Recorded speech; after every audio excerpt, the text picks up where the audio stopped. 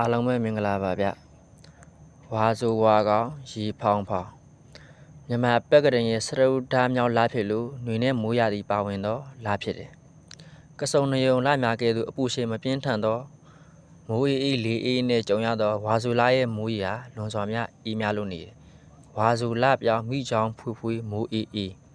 မိုးအေးမှာဖွေးဖွေးနေအောင်ပွင့်တယ်မိချောင်းပန်းများကိုလည်းတွေ့နိုင်တယ်ဝါဆိုငယ်မှာဝါကောင်ရီဖောင်ဖောင်နှင့်ရွာတောင်ကချောင်းရွာနောက်ပေါင်းလို့ချောင်းရီကားလျံမြည်ရီကားတိုးမိုးရသည်ဖြစ်လို့မြစ်ချောင်းအင်းအိုင်တို့ရီပြေးရီရှံလို့နေတယ်ဝါဆိုလာရဲ့ပတ်ဝန်းကျင်မှာလွန်စွာမှအေးအေးတက်ကလွှမ်းမိုးထားလို့အထက်စကြဝဠာတစ်ခွင်မှာလဲတိမ်ညိုတိမ်မဲတို့ကတက်ချီကြရန်ဟန်ရေးတပြင်းပြင်းနှင့်ရီဝေအုပ်မိုင်းကာလဖြစ်တယ်နေမှာဝါဆိုညမှာပြသူမြန်မာ12လမှာဝါဆိုလာကနေတာရှိတဲ့လာတလားဖြစ်တယ်ဝါဆိုလာရဲ့အထည်ပေကတော့ရဟန်းတန်ဃာတို့ဝါဆိုဝါကတ်တော်မူတဲ့ကာလရဟန်းများဝါကတ်တော်ကြောင့်မိုးတွင်3လမှာညအိညနေအပြင်မထွက်ရတဲ့ပညာကရှိတယ်ရဟန်းတော်များမိုးတွင်3လမှာမိတီးနေထိုင်သောကာလလည်းဖြစ်တယ်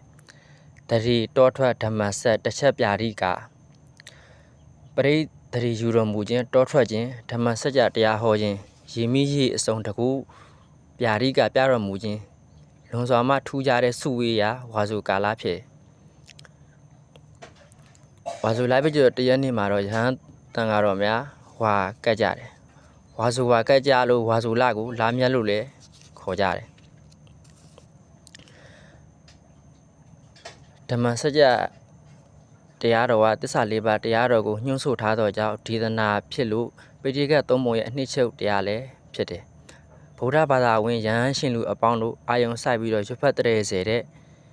ဓမ္မစကြာတရားလည်းဖြစ်တယ်ဝါဆိုဝါတွင်ကာလမှာတက်ကြည်ရွယ်ဦးတို့တရင်တီလာဆောက်တဲ့ကာလလည်းဖြစ်တယ်လူဒန်းတဲ့သင်္ကန်းကိုတော့ဝါဆိုတော့မဲ့တန်ဃာတော်များကလူဒန်းတဲ့သင်္ကန်းကိုဝါဆိုသင်္ကန်းလို့လည်းခေါ်ကြတယ်